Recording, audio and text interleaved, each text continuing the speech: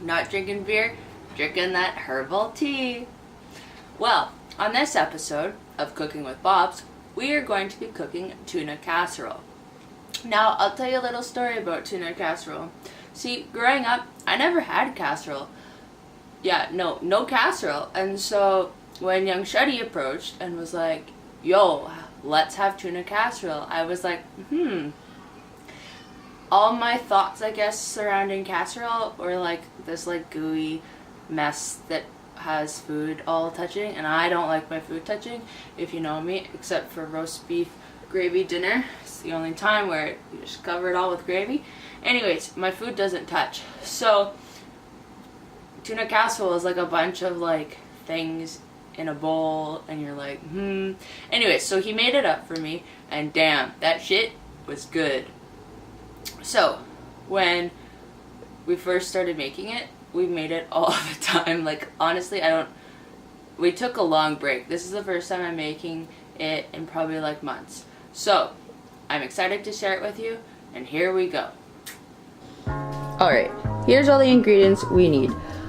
I usually do follow a recipe for most of this, but I add in my own little spices, and I'll share those with you when I put them in. So we got the macaroni, the tuna, the mayo, butter, Dijon mustard, garlic, milk, and chicken broth, 2 types of cheese, cheddar and mozza, peppers, onions, mushrooms, jalapenos, and celery.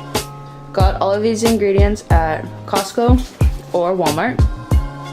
This is a low budget meal, and it's a great meal overall. And also, we got this nice knife. Shout out to Grandma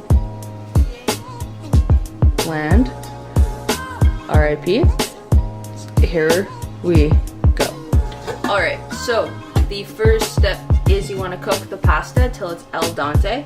I will put the definition of that in the description, but it's still kind of like hard, not quite cooked, because you have to bake this in the oven.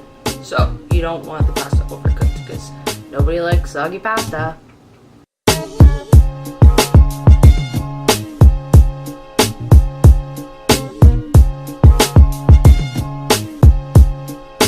Alright, so while the water boils, I'm gonna start chopping the vegetables.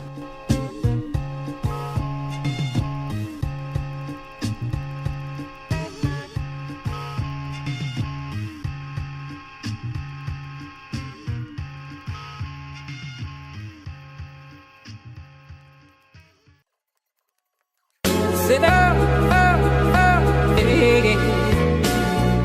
you sit down, you sit down, you sit down,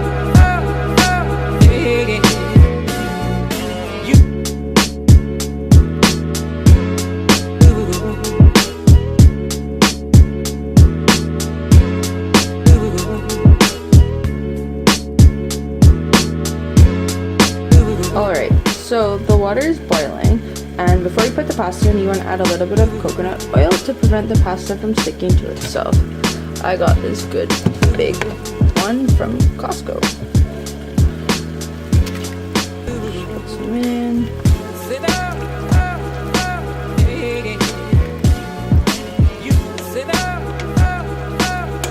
Alright, then you put the pasta in. Give it a nice stir. And cook it 2 minutes less than the suggested cooking time. like the cool blue light, like the cool blue light, like the cool blue light, like the cool blue light, like the cool blue light.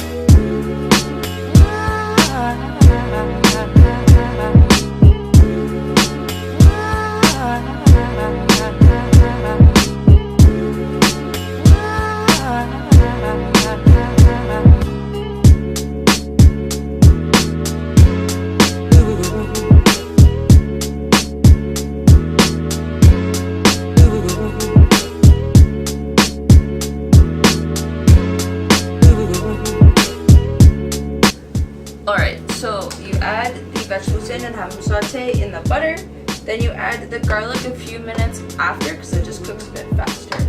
So once the vegetables are all sauteed, you're going to add the flour into the mixture.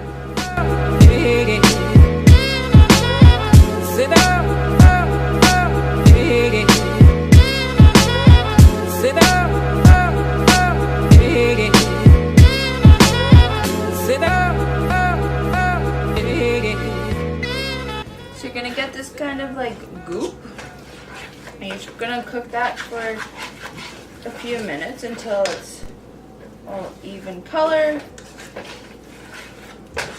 Once you do that, you're gonna add in the chicken broth. You're gonna wanna do this 1 cup at a time. I said 1 cup at a time, but I kind of stuttered. So that it mixes in with the butter and the flour mixture and it's not chunky.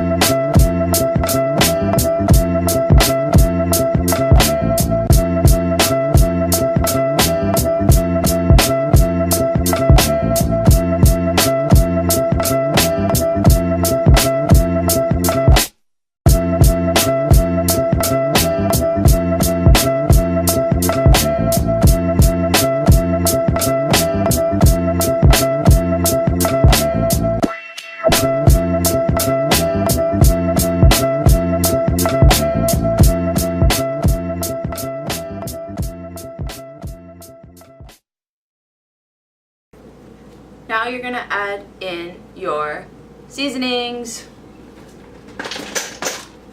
Black pepper.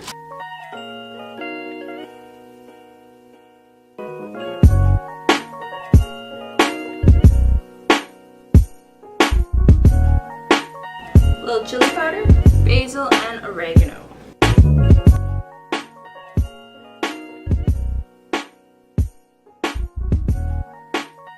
So now you're going to stir in the milk and part of the cheese.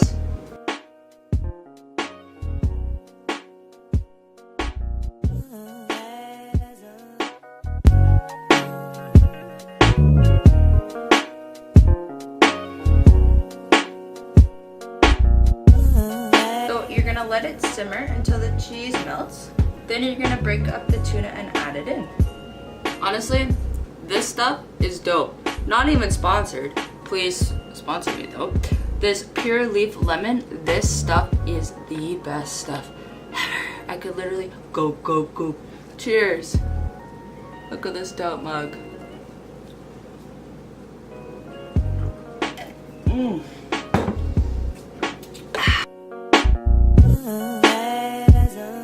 Gotta be a good cat, Mom. Tuna bowls.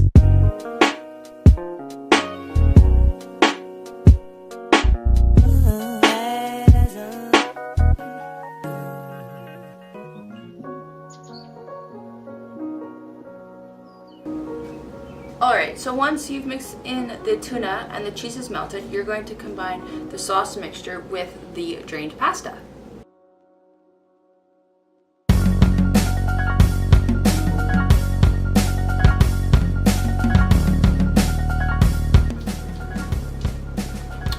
Everybody, this is Kirk. Kirk, this is your first YouTube video. Kirk is an orange tabby minx. He has a short tail. Kirk is very cute. I love Kirk. Yes, I also got him my teacup kitten. Teacup kitten.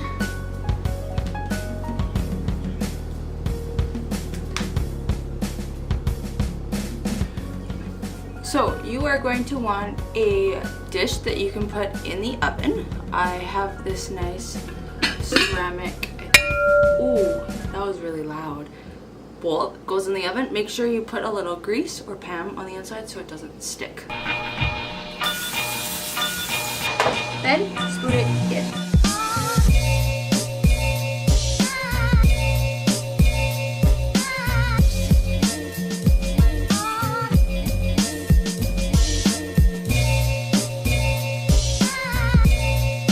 So as you can see, I have quite a lot left. What I did is I doubled the recipe. And what I'm gonna do with the stuff still left in the pot is once it cools, I'm going to freeze it into portions. And then I have ready to make meals. I also add a little bit of extra cheese into the actual casserole because I really like it cheesy. And hey, who doesn't like it cheesy? You see, stereophonic sound for the home is recorded on 2 separate tracks, each one giving special emphasis to certain sections of the orchestra, as heard from those positions. Now, when played back simultaneously. Alright, so that's traditional tuna casserole. However, I put a little twist onto it. Actually, maybe it's not quite a twist. Maybe a lot of people do it.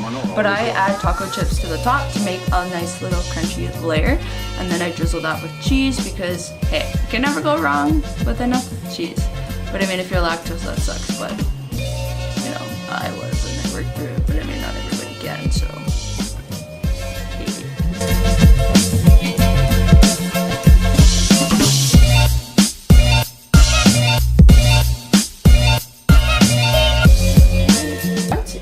Are done putting on your cheesy topping, you put the lid on and you put that in the oven for 20 minutes at 350 degrees. And there we have it, our finished tuna casserole. What I'm gonna do is add some sriracha to mine because damn, I love that cock sauce. So yeah.